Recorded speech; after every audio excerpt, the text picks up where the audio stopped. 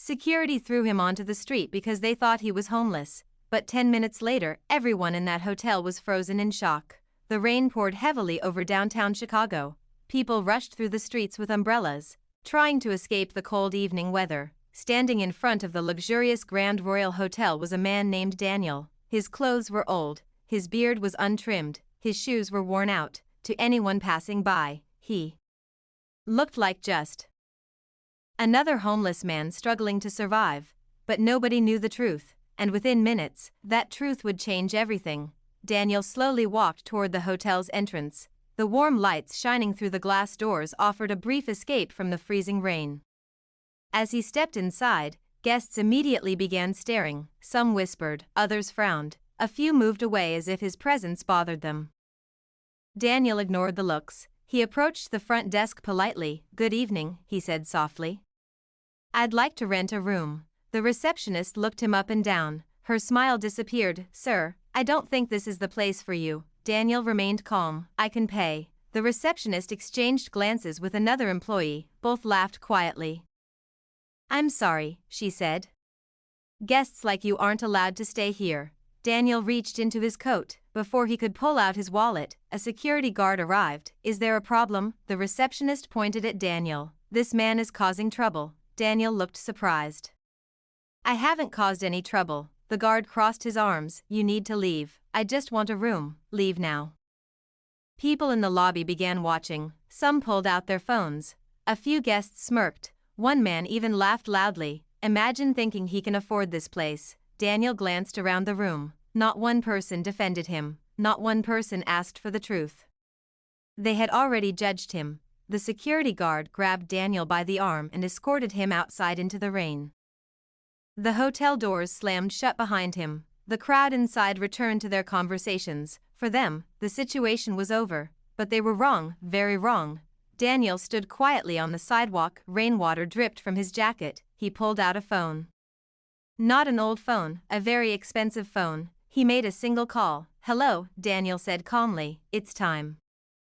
Then he ended the call and smiled. Inside the hotel, the manager was reviewing paperwork when his phone suddenly rang. The caller was the company's headquarters. His expression changed immediately. "Tonight?" he asked nervously. "Yes, of course."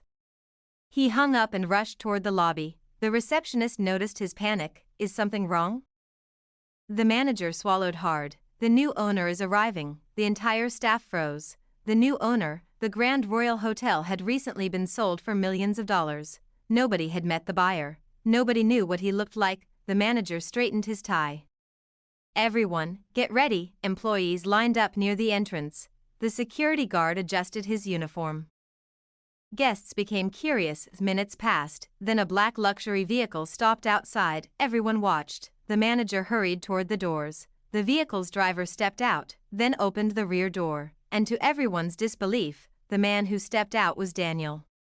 The same man they had thrown into the rain. The same man they had mocked. The same man they believed was homeless. Silence filled the lobby. Complete silence. Daniel calmly walked through the entrance. Nobody laughed now. Nobody whispered. Nobody moved. The receptionist's face turned pale. The security guard looked like he couldn't breathe. The manager rushed forward. "Mr. Daniel, welcome." Daniel nodded politely. The employees stared in shock. The manager continued. "We are honored to finally meet the owner of the Grand Royal Hotel." Gasps echoed through the lobby. Several guests dropped their phones. Others looked away in embarrassment. Daniel slowly turned toward the receptionist. She couldn't even make eye contact. Then he faced the security guard, the man who had thrown him outside. The guard lowered his head. Daniel could have yelled. He could have fired people immediately. He could have taken revenge. But what he did next surprised everyone. He smiled and asked a simple question. "Why did you treat me differently before you knew who I was?"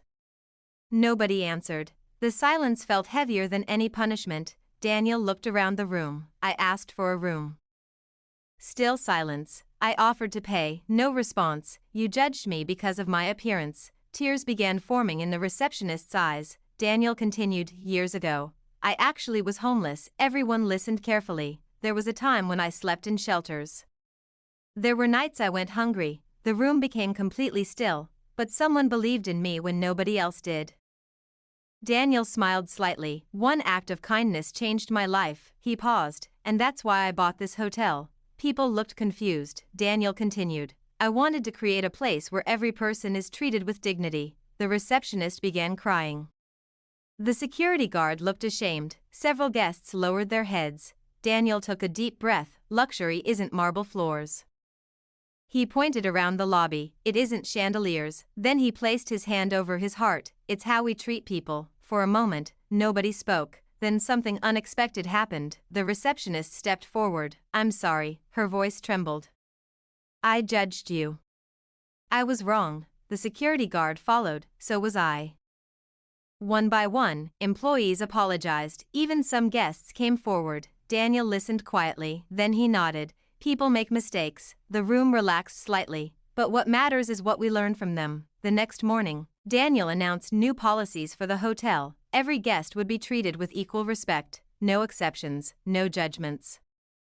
And employees would receive training focused on compassion and dignity. Within a year, the Grand Royal Hotel became famous across the country. Not because it was the most expensive, but because it was known as the kindest hotel. And every time someone asked Daniel why he bought it, he gave the same answer. Because everyone deserves respect before they earn your approval. The next time you see someone who appears poor, homeless, or different, remember this story, because the person you ignore today may be the person who changes your life tomorrow. And sometimes, the richest thing a person can own isn't money, it's character. If this story touched your heart, leave a comment with the word respect and share this video with someone who believes kindness still matters.